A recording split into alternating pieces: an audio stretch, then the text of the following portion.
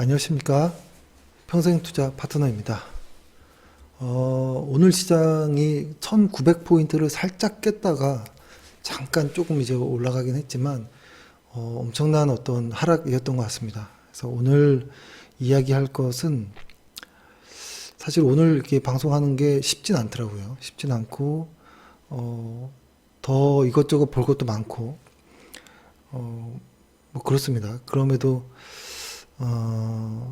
그냥 저의 어떤 뭐 소신 발언이다, 뭐 저의 어떤 소설이다 이렇게 보시는 게 좋을 것 같아요. 이게 뭐냐면 저 역시도 제가 기대하고 희망하는 어떤 시황관이 있을 것이고 그 어떤 모습이 있을 것이잖아요. 어떤 주식시장이 이랬으면 좋겠다라는 어떤 기대감들, 혹은 저의 어떤 고정관념들 이런 것들로 인해서 다양한 어떤 것들을 좀 참고하겠지만,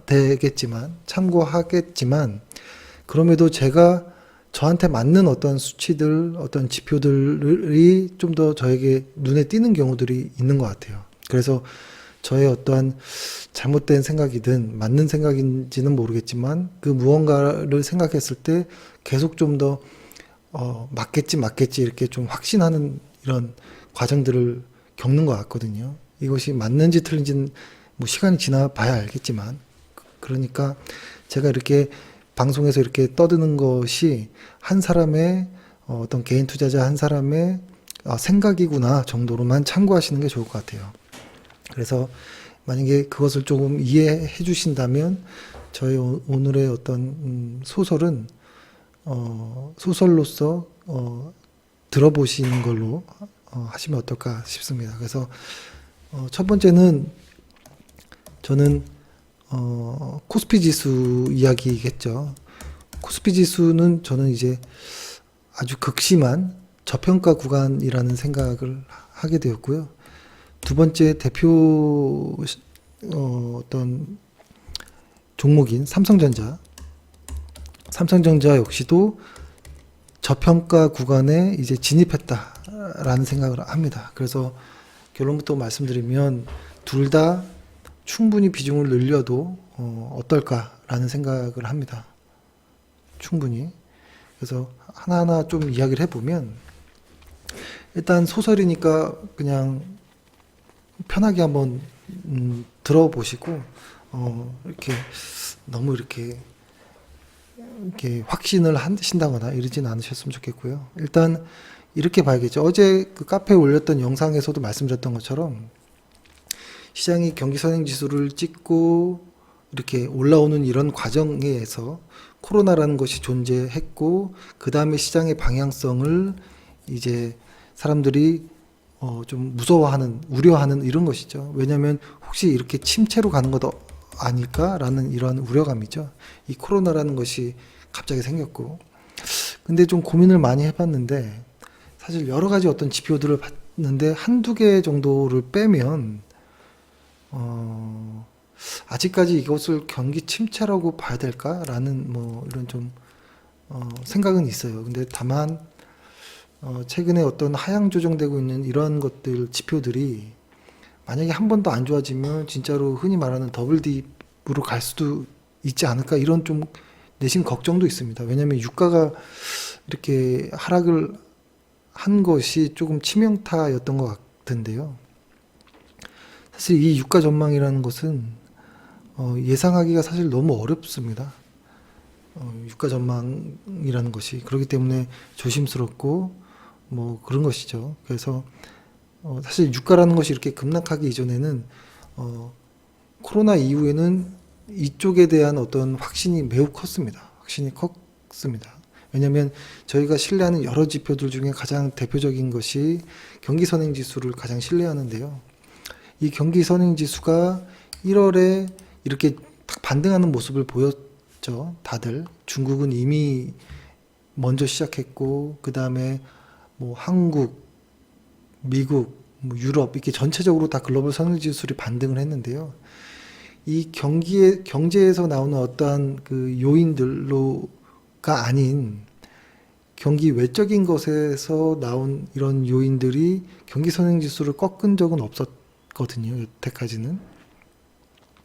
그냥 경기대로 갔던 것이죠. 그 안에 어떠한 외부적인 요인은 변동성으로 주가의 하락은 있을 수 있지만 경기를 꺾진 못했다라는 것은 여태까지는 맞는 것 같은데 근데 최근에 1월 경기 선행지수 나왔고 2월에 어떤 OECD 경기 선행지수가 발표가 되어야 하는데 일단 연기가 됐습니다. 근데 충분히 이해는 가죠. 왜냐하면 2월에 글로벌 주요국들의 대표 지수들이 큰 변동성을 가졌죠.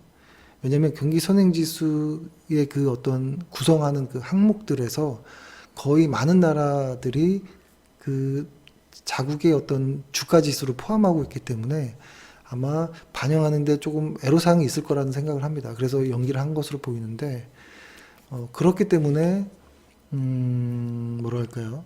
그러니까 이런 것들이 연기되고 유가가 더 하락하고 하는 이런 것들로 인해서 불확실성이라는 것이 시장에 조금 더 이렇게 공포감을 좀 주는 것이 아닌가라는 생각을 합니다. 그리고 어제 말씀드렸던 것처럼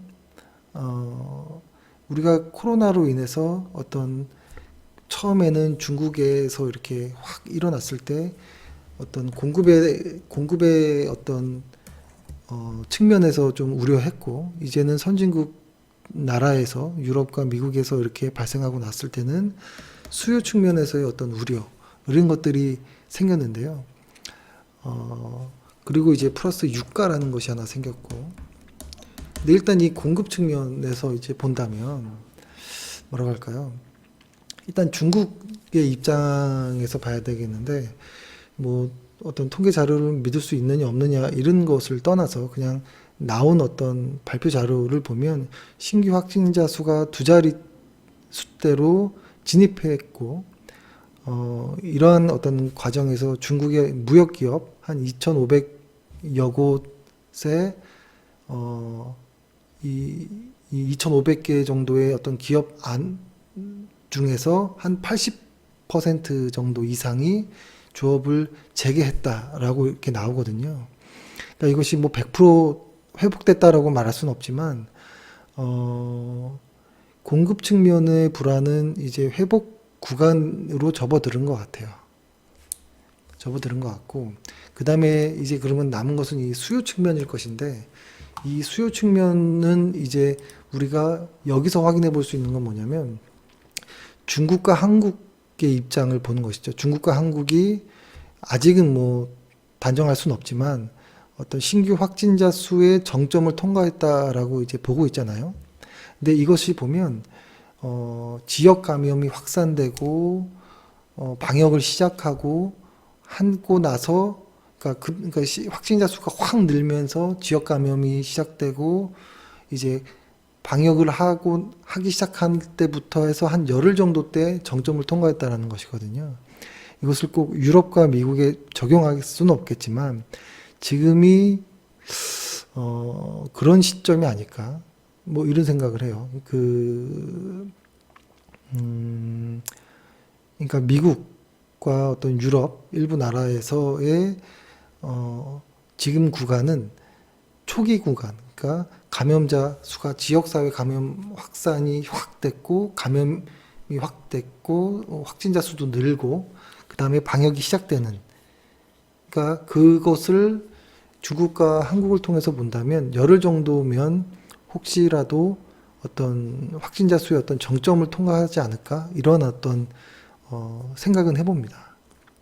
그리고 또 하나 그것과 이제 뭐라고 할까요? 뭐 이제 FOMC도 이제 남았고 그 다음에 가장 중요한 거는 이번 FOMC에서의 어떤 연준의 양적 완화 확대라든지 뭐 자산 매입 대상의 뭐 확대, 구체화 뭐 이런 것들이 좀 남았을 것 같은데요. 최근에 신용, 뭐 크레딧 리스크 이런 이야기가 나오긴 하는데요. 일단은 여러 가지 자료를 보면, 그러니까 우려해서, 그러니까 지금 상황을 연결해서 앞으로 이렇게 될 것이다 말고 현재 상황을 좀 이렇게 보면 신용 리스크로 가기는 좀 어렵지 않을까 이런 생각은 일단 합니다. 그래서 일단 정리를 해보면 코로나라는 것은 일단 중국과 한국의 어떤 확진자 정점을 지났다라는 생각을 하고 미국과 유럽도 한 2주 정도의 정점을 통과하는 이런 과정이 나온다면 상당히 좀 괜찮지 않을까? 왜냐면 이제 글로벌 어떤 정책 공조라든지 이런 부분들은 남아 있을 거니까요. 그렇죠? 그런 생각을 하고 그리고 어떤 다른 것들을 다 제외했을 때는 코로나라는 것이 언젠간 회복될 거라는 어떤 모두의 어떤 컨센서스는 있는 것 같아요. 근데 이것이 혹시라도 장기화돼서 경기를 흔들면 어떡하지 이런 우려들이 있는 것 같은데 지금까지의 어떤 많은 자료를 봤을 때는 아직 거기까지는 아니지 않을까 뭐 이런 생각은 한다는 것이죠. 근데 이거를 둘째치고 이런 어떤 소설들을 둘째치고라도 이제부터 코스피 이야기를 해보면 둘째치고라도 코스피가 싸냐 비싸냐에 대한 어떤 고민을 해야 될 것 같아요. 코스피가 싸냐 비싸냐 이런 것이죠. 그러니까 흔히 PER로서 시장을 보는 사람도 있을 것이고요. PBR로서 시장을 보는 경우도 있겠죠. 근데 이것을 뭐가 맞다 틀리다라고는 볼 수 없지만 저는 일단 이쪽에 플러스 ROE를 가장 핵심 지표로 보는 쪽입니다. 근데 같이 투자하는 사람들의 입장이 갈리긴 하죠. 갈리긴 하지만 저는 일단 PER보다는 PBR 그 PBR을 토대로 그 자산을 토대로 얼마나 ROE만큼 성장할 수 있느냐가 그 어떤 뭐 기업이든 그 나라의 어떤 그 내재 가치를 구별할 수 있지 않을까 이런 생각을 하는 사람이거든요. 근데 그 PER이 잘 맞을 때가 있습니다. 시장이 아주 좋을 때. 잘 맞을 수도 있죠. 그래서 뭘 하나로 이렇게 딱 정하는 것보다는 나는 일단 PBR과 ROE를 좀 중점적으로 본다. 이런 이야기입니다. 사실 코스피라는 것을 지금이 1900까지 왔는데요. 아주 심플하게 주식이라는 논리를 보면 주식시장이 상승한다와 하락한다라고 둘 중에 하나로만 딱 고르라고 한다면 그런 게임이라고도 볼 수 있겠죠. 상승할 것이냐 하락할 것이냐 그러니까 어떤 종목도 마찬가지겠죠. 이 종목을 살 때 뭐 일단은 뭐 몇 달 후든 뭐 1, 2년 후든 지금보다 비싸 있을까 낮아 있을까 뭐 이런 것이겠죠. 그리고 또 하나는 만약에 기업을 예를 들어 본다면 어떤 기업을 고를 때 저희가 이제 가장 중요하게 생각하는 것은 일단 좋은 회사냐인 것이죠. 좋은 회사라는 것은 재무제표가 아주 우량한 근데 그런 회사가 높은 성장률을 가지고 있을 때 그거를 좋은 회사라고 하고요. 그리고 또 하나는 그렇지만 그런 회사가 싼지 비싼지 이를 보는 것이죠. 그래서 좋은 회사가 싸다면 이것은 뭐 무조건 매매를 해야 되는 매수를 해서 기다려야 하는 뭐 이런 것이라고 보고요. 좋은 회사이지만 비싸면 사실 아쉽죠. 아, 왜 미리 알아차리지 못했을까? 뭐 이런 것으로. 그러면서 이제 관심 종목에서는 제외하는 뭐 이런 것이죠. 좋은 회사여도. 그런 관점에서 이제 코스피를 보면 코스피가 뭐 과거 사례를 보면 확정실적으로 코스피 확정실적 기준으로 PBR이 0.8배. 그러니까 지금 PBR 0.8배. 그러니까 1960선 정도인 것인데요. 이게 이 수치에서 보면 최근에 뭐 이런 리포트나 이런 것들을 보면 2003년 이후부터 이 구간에 들어왔을 때는 수익률 100% 상승했다라는 것인데요. 그렇다고 미래에도 그럴 수 있진 않다라고 봐요. 그럴 수 있지 않다라고 보는데, 근데 지금 이 확정실적인 것이지 2020년에 ROE는 한 좀 더 증가해서 한 7.8배까지, 7.8%까지 이렇게 보는데요. 과거의 6이라고 보면 이 수치, 그러니까 ROE가 증가하는 이런 구간이라면 PBR은 훨씬 높은 단계에 들어가야 되거든요. 지금은 그런 의미로 봤을 때 상당히 저평가 구간이다. 같은 레벨로 봐도 한 10 몇 프로 정도가 더 하락해 있는 겁니다. 그렇기 때문에 지금 코스피는 매우 싸다라고 보여져요. 그러니까 이것의 기준이 뭐였냐면 PBR의 기준이었다는 거죠. 그러니까 PBR을 흔히 이제 옛 선배들이 말씀하시기를 뼈 무게라고 해요. 뼈 무게. 예전부터 이런 이야기를 했었거든요. 그러니까 사람으로 따지면 PBR은 뼈 무게다. 아무리 살이 빠지고 배가 고파서 뭐 몸이 안 좋거나 해서 아무리 살이 빠져도 뼈 무게는 나가지 않느냐. 그러니까 사람이 아무리 이렇게 가벼워져도 뼈 무게 이하로 빠지기는 어렵잖아요. 그 뼈 무게를 PBR로 이제 비유를 하는 것이고, 저희가 볼 때, 약 한 20년 정도라고 보면 좀 과하고, 그쵸. 그래도 대략 한 20년 정도 가까이 이렇게 좀 보면, 코스피의 뼈 무게는 0.8배였던 것 같아요. PBR 0.8배. 그러면 왜 PER로 안 보냐? 사실 PER로도 확인을 합니다. 다 확인하는데요. PER의 단점, 그러니까 최근에 글로벌 어떤 PER을 보면 글로벌 PER의 평균이 한 14.5배 정도 됐었는데 지금 다 그 밑으로 다 진입한 것 같아요. 미국 PER도 한 15.5배 정도인데 그 이하 표준 편차까지 내려왔거든요. PER로 봐도 쌉니다. 당연히 싸죠. 근데 PER을 왜 피하냐면 뭐라고 할까요? 거품을, 그러니까 뭐라고 할까요? 절대 가치와 상대 가치의 차이인 것 같아요. PBR은 어떤 절대 가치의 의미인 거고, PER은 상대 가치의 의미인데, 이렇게 볼 수 있어요. 만약에,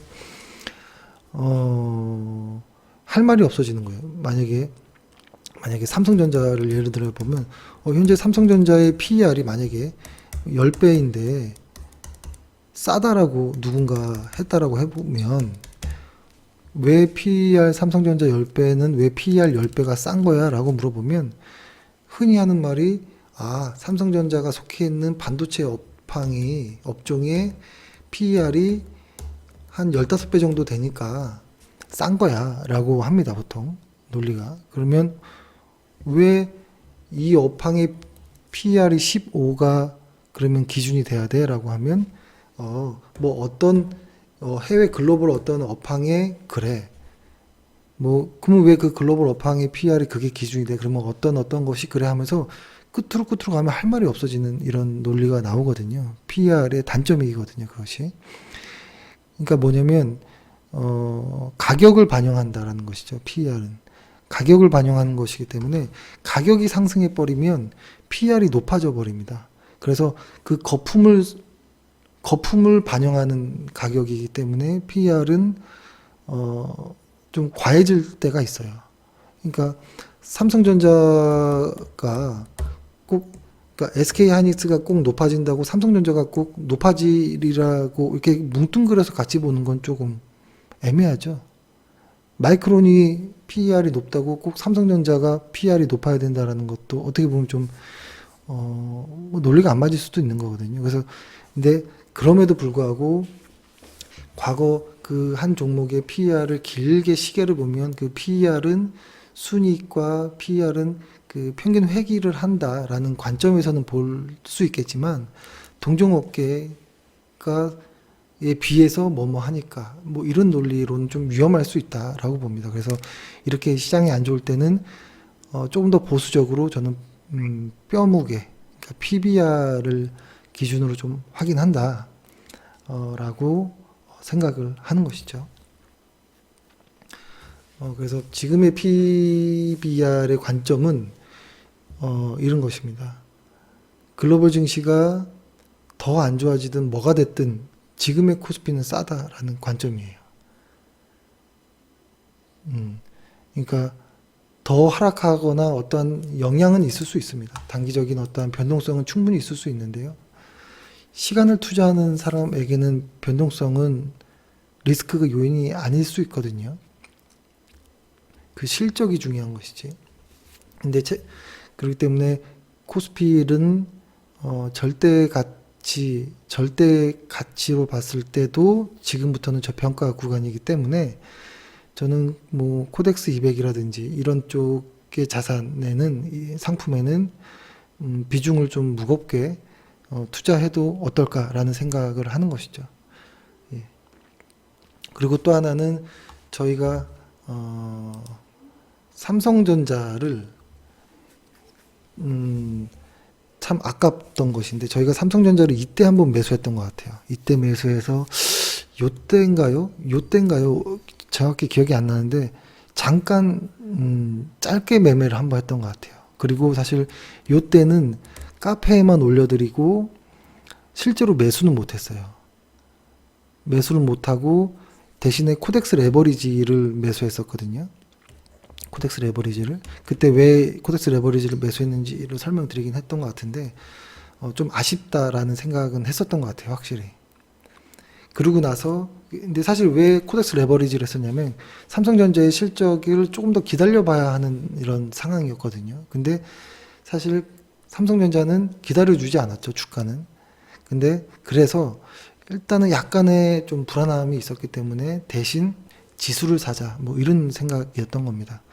근데 지금에 와서 어느 정도의 반도체 어떤 가격들이랑 예상 어떤 실적들이 좀 더 구체화되는 것들을 보니까 지금의 코스피 삼성전자의 어떤 가격 구간은 5만 원 아래에는 저평가 영역이라고 보여져요. 지금이 5만 2천 원이잖아요. 상관없다고 봅니다. 이제부터는 뭐 1차 매수, 뭐 5% 빠지면 2차 매수, 5% 빠지면 3차 매수 이런 식으로 한 3번 정도로 매수를 해놓고 기다리면 된다고 봐요. 지금부터 삼성전자는 비중을 무겁게. 그래서 저희의 입장에서 본다면 일단은 앞으로 실적들이 그러니까 이런 것이죠. 실적은 계속 좋아지는 것으로 보이는데 지금 주가가 빠진 가장 강력한 코로나 이후에 대장주라고 하면 뭐 반도체가 있을 것이고 뭐 5G가 있을 것이고 일단 뭐 2차 전지 뭐 요 정도잖아요. 여기서 보면 이 중에서 반도체에 해당하는 것이 뭐 삼성전자이겠죠. 대표. 그죠? 그러니까 우리가 삼성전자 말로 이렇게 너무 편하게 하다 보니까 삼성전자를 좀 무시하는 경향이 있는데요. 처음에 사업보고서나 뭐 재무제표를 이렇게 공부하다 보면 뭐 거의 완벽에 가까운 어떤 표준의 어떤 기업이거든요. 근데 그런 삼성전자가 저는 5만 원 아래로 들어가는 구간부터는 매우 저평가라는 것이고 만에 하나 4만 5천 원까지 떨어진다라고 한다면 정말 비중을 크게 실어야 되는 구간이라고 봐요. 그러고 나서 변동성은 시간으로 극복하면 된다라는 생각을 하고요. 반도체 가격이 상승하고 시간이 지나서 코로나가 진정되면 삼성전자를 일단 저희가 생각하는 것은 7만 5천 원에서 뭐 한 8만 원 이상으로 갈 수 있지 않을까라는 생각을 해요. 근데 실적들을 조금 더 계속 봐야겠지만 일단 지금까지의 어떤 예상 실적들을 토대로 과거의 실적과 함께 좀 보면 이 정도로 보이거든요. 사실 그러면 이 정도면 수익률이 엄청난 겁니다. 대형주 치고. 그래서 저희의 어떤 마지막 이제 매매는 코덱스 레버리지라든지 뭐 코스피 200이라든지 지수 ETF의 마지막으로 이번 주에 아마 매매가 이제 완료될 것 같고 그다음에 마지막 한 종목으로는 이제 삼성전자를 매수함으로써 일단 이 변동성을 좀 지나가 보려고 합니다. 삼성전자가 사실 손이 잘 안 나가는 종목이기도 합니다. 저희가 예전에 삼성전자를 매수했을 때는 언제였었냐면 이때였어요. 요때. 딱 요때. 이때 거래량이 일간 차트로 보면 거래량이 말도 안 되는 거래량이 한번 나왔었습니다.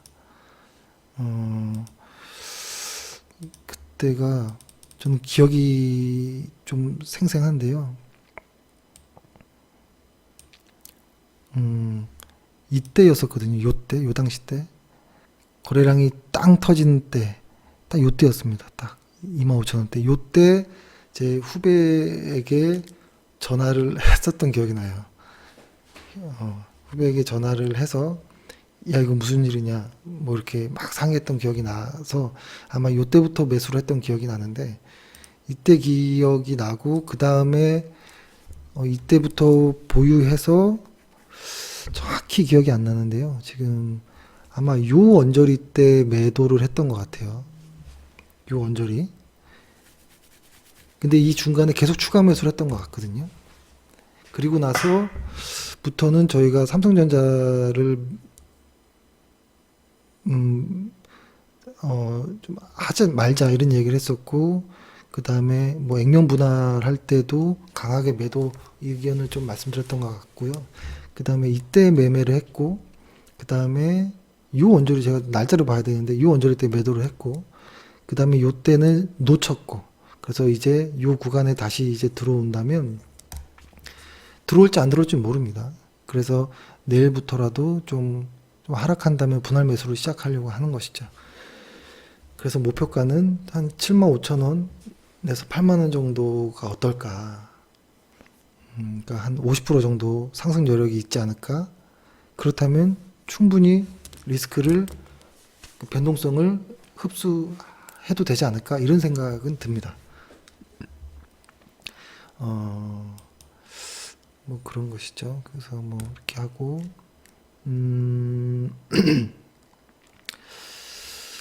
뭐 그렇습니다. 그래서 코로나 이후의 시장이라고 하면 사실 뭐 단순한 것 같아요. 일단은 얘네들을 하는 것은 실적이 성장하는 애들인 거예요.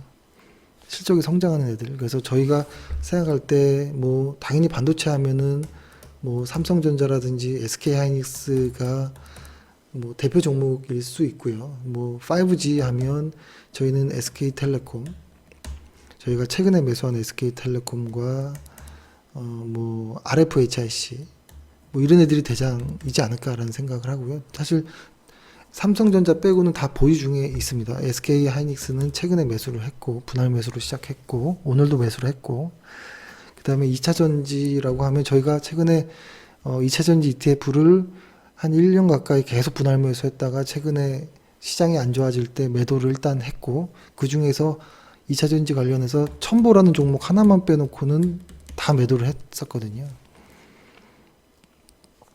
그 다음에 뭐 여러 어떤 뭐 개별 종목들이 있겠지만, 일단 얘네들은 만약에 상승 추세가 코로나 이후에 시장이 좋아지고 다시 글로벌 어떤 경기가 다시 좀 살아난다면 얘네들의 좀 비중을 좀 몰아가야 되지 않을까 라는 생각을 합니다. 몰아가고 그쵸, 그렇게 했으면 한다라는 어떤 소설입니다. 소설인 것이고, 이런 것이죠. 예전에 어떤 분이 명언을 저에게 제 가슴에는 어떤 명언처럼 들렸는데요. 이런 이야기 했던 것 같아요. 의사 박경철이었죠. 그 시골 의사 박경철 분이 언제였나요? 2003년도인가 1년도인가요? 요때 저는 그때 좀 놀랬던 기억이 나는데, 기술적 분석에 대한 강의를 쫙 다 해놓고 결론은 여태까지 들었던 공부했던 기술적 분석을 다 잊어버려라, 이런 얘기를 하더라고요. 이게 어떤 의미인지 좀 알 것 같아요. 지금 왜 와서 보니까 뭐 꼭 그것과 비교하려는 의미는 전혀 없는데요. 저의 이야기는 저의 사고를 이해할 수 있어야 된다고 봐요. 그러니까 어떤 무언가를 만약에 뭐 매매를 한다라고 하면 그 상대방이 계산하는 그 로직, 그 논리를 이해한다면 따라해도 된다고 봐요. 이해했다면, 그것이 내가 이해했고 내가 실행할 수 있다면 해도 된다고 보는데요. 남의 논리가 이해가 안 되지만 결론만 듣고 무언가를 이제 실행하는 것은 좋지 않다라고 봅니다. 그래서 아마 저의 논리가 충분히 설명되진 않았을 것이기 때문에 저의 논리는 그냥 소설로서 그냥 흘려보내시는 게 어떤가라는 생각을 하고요. 그리고 카페도 영상에도 말씀드렸듯이 이렇게 시장이 안 좋고 이렇게 좀 위급한 사람들이 죽어나가는 이런 상황에 돈에 대한 이야기를 이렇게 한다는 것이 꽤 괴로운 부분이 있습니다. 불편한 부분이 있고요. 그럼에도 어떤 수익보다라는 방어 측면으로 시장을 대응한다라는 입장으로 좀 말씀드린 것이고요. 그리고 앞으로의 어떤 경기 지표들을 좀 더 확인하고 싶습니다. 확인하고 싶고 좀 고민을 더 하고 싶고 하는데요. 지금까지 어떤 소설은 이렇다라는 것입니다. 그래서 정리해보면 코스피는 더 이상 다이어트 할 데가 없을 정도로 가벼워졌다라는 생각을 하고, 다만 뭐 어떤 변동성은 있을 수 있겠지만 그런 변동성은 시간으로 극복할 수 있다라는 것. 그리고 삼성전자 역시도 실적이 증가하는 몇 안 되는 업종의 대장주입니다. 대장주이기 때문에 지금 최근에 삼성전자에 대한 어떤 매도가 강력히 이루어지고 있습니다. 외인들을 통해서. 그럼에도 불구하고 저평가 구간에 들어왔기 때문에 분할 매수로 지금부터 분할 매수를 시작한다면, 그리고 시간을 투자한다면 6개월, 1년 정도 후에는 배당을 빼더라도 훨씬 좀 나은 어떤 수익이 있지 않을까라는 생각을 합니다. 네. 일단 오늘 저의 소설은 여기까지고요. 건강 유의하시고, 뭐라고 할까요? 건강 유의하시고, 너무 이제, 힘들어 하지 마시고요. 좀 변동성을 너무 이렇게 흔들리지 마시고, 그냥 시간을 흘려보내는 것으로 좀 해보시면 어떨까 싶습니다. 예, 그럼 고생하셨습니다. 감사합니다.